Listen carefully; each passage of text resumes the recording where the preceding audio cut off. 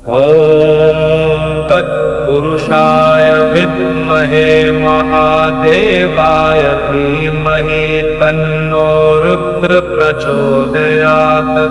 ॐ तत्पुरुषाय विद्महे महादेवाय धीमहि ఓం నమ శివాయ. కేదారేశ్వరుని దర్శనానికి దగ్గర అవుతున్నాం. అలాగే చివరి భాగానికి మనం చేరుకున్నాం. ఇప్పుడు మనం కేదార్నాథ్ బేస్ క్యాంప్ నుండి బయలుదేరి చివరి 1 కిలోమీటర్ దారిలో నడుస్తూ ఉన్నాం. ఇది యాత్రలో అత్యంత భావోద్వేగ క్షణం. దారంతా సిమెంటుతో నిర్మింపబడి భక్తులకు సులభంగా నడవగలిగేలా ఉంచారు. అయితే వాతావరణం ఒక్కసారిగా మారిపోయింది. మంచు తుఫాను మొదలై చల్లని గాలి ఎముకలను తాకుతూ ఉంది. మన శరీరం వణుకుతూ ఉంటే మనసు మాత్రం ఉత్సాహంతో నిండిపోతూ ఉంది. ఎందుకంటే మన కళ్ళ ముందే మహాదేవుని కేదార్నాథుని ఆలయం కనిపిస్తూ ఉంది. ఇక్కడ మంచు కురుస్తుంది, శరీరం చల్లబడుతుంది, కానీ హృదయం మాత్రం చాలా వేడిగా ఉంది.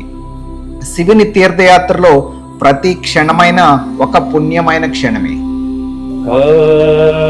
तत्पुरुषाय विद्महे महादेवाय धीमहि तन्नो रुद्र प्रचोदयात्।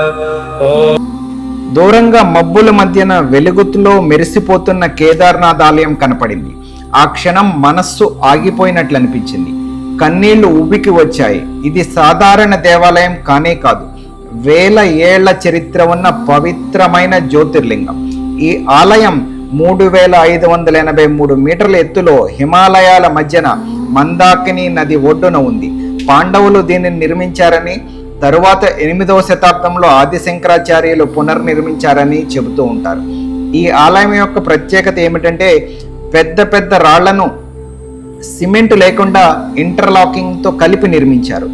ఇంకా ఇవాళకి అది అచంచలంగా నిలబడి ఉంది.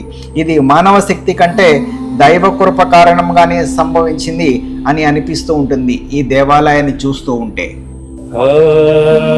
తత్పురుషాయ విద్మహే మహాదేవాయ ధీమహి తన్నో రుద్ర ప్రచోదయాత్.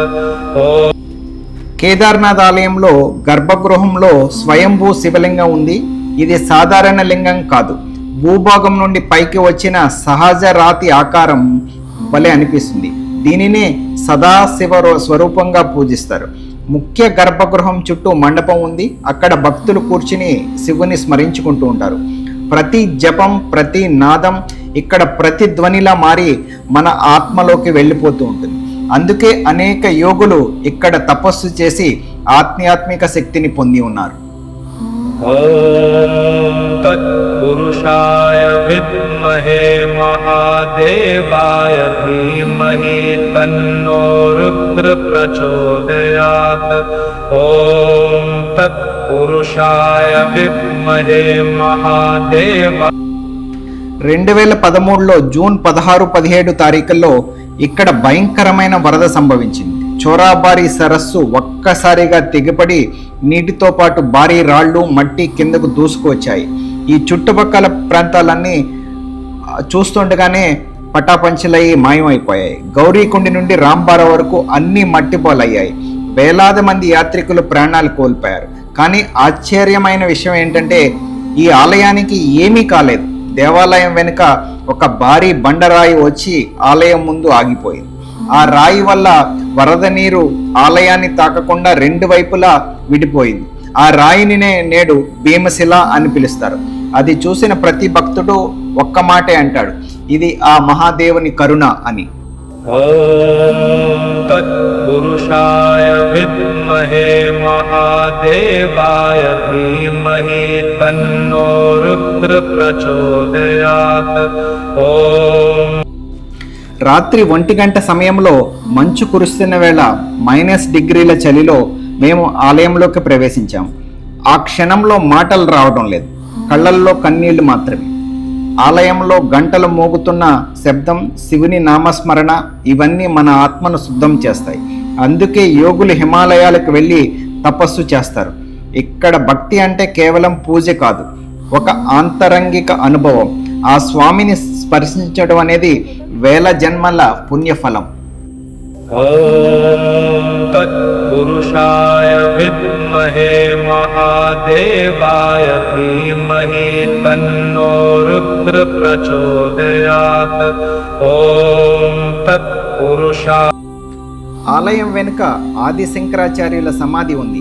ఆయనే ఈ ఆలయాన్ని తిరిగి పునరుద్ధరించి జ్యోతిర్లింగాలలో చేర్చారు.